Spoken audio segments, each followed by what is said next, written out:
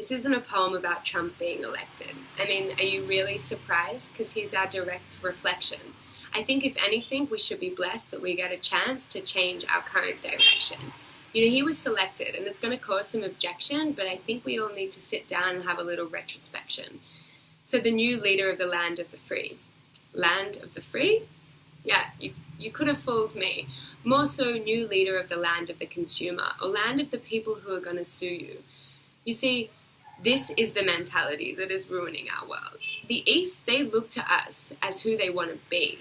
In other countries, the next generations are listening to American music and watching American TV, aspiring to be the next big celebrity.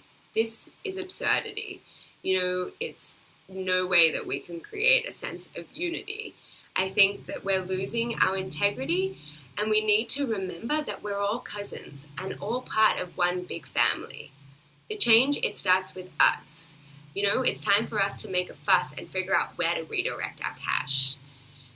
We created a society that allowed Trump to be bumped up to presidency, and the only way for us to regain our power is to create a sense of harmony.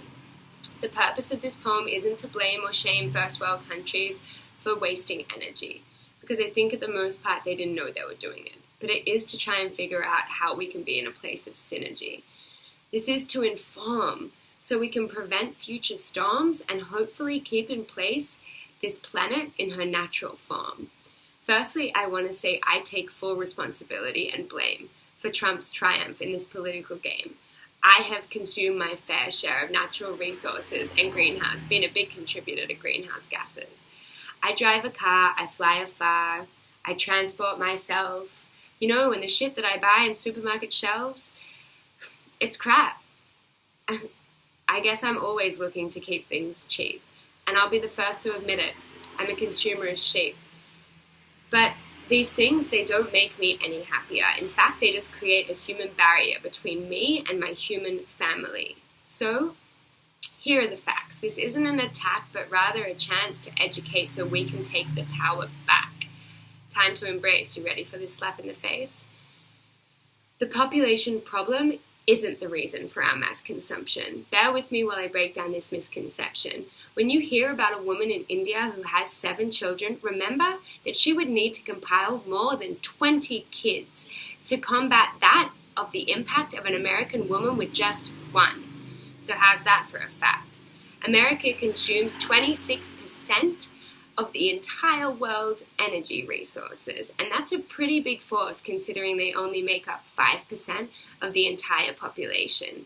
So I think we deserve a little explanation. 1 American consumes as much energy as 2 Japanese, 6 Mexican, 13 Chinese, 31 Indians, 307 Tanzanians, and 370 Ethiopians. So how did we end up here again?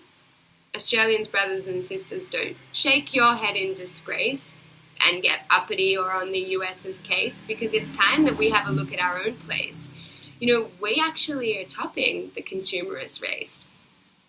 Hidden away at the base of the globe, the majority of our population are actually xenophobes, which is beautifully ironic considering that most of us are foreign to that land. So this idea is completely moronic. In 2015, Australia surpassed the United States and claimed the title of the most voracious meat eaters. Oh yeah, and also that year, we elected a businessman as our leader. I plead with you, look in our own backyard. We're constructing a 622-kilometer pipeline in the West that's going to be destroying the lives of the people who knew how to look after this land the best.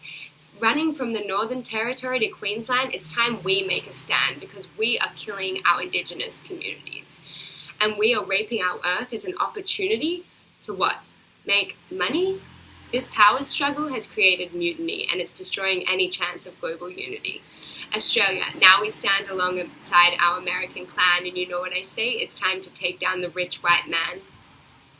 It's clear that I'm obviously not the greatest fan, but I think we need a plan, and it starts with bringing consumerism down and redirecting our cash and helping save the starving human. Americans, you're eating roughly 200 billion more calories than needed. And amongst that, 200 tons of edible food goes to waste daily in your country. That's fucking crazy. Roughly 10 million each year starve to death and die, while us Australians, shovel down another pie? I think that we need to realize we're living a fucking lie. The American consumption of water is 159 gallons, while more than half of the world's population lives on only 25 gallons. This is a felony. Come on, can't you see? 90% of the western old-growth forests and 99% of tall grass prairies have been destroyed in the last 200 years. Why? So we can shop at Sears or sit on the beach and drink our beers while the rest of the world shares its tears as people's starvation fears hit all-time records in the next coming years. 80% of our corn grown and 95% of the oats are fed to livestock. Livestock? What the fuck?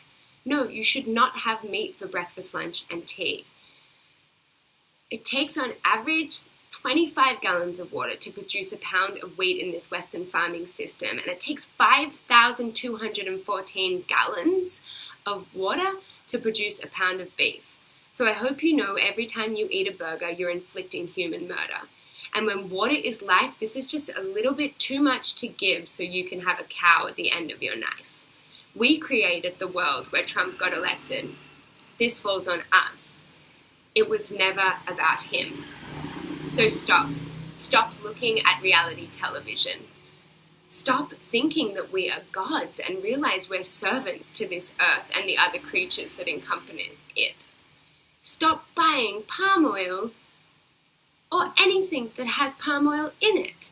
Stop buying Dove soap, Colgate toothpaste, Ben & Jerry's, Aerobars, Maltesers, Kit Kats, and Mars, Johnson's moisturizers, Ritz, Olay, Tim Tams, and Sara Lee fucking apple pies, and this is just a few to name. You still have options out there, palm-free oil, you can have crunchies, flakes, Bounties, Smith chips, corn thins, Cobb's packets, and Mission chips. But you know what? I think it's all probably just shit, and it'll probably give you cancer. So just go find a farmer's market. That's the best answer. So all I need to say is stop pointing the finger at the politicians, because you're the one who is actually making this decision. And I think it's time for us all to redirect our mission and take a bit more of a moral position on how we want to leave this planet. The rest of the world are looking to us. So let's leave a better legacy. Maybe not a dehydrated planet full of dust.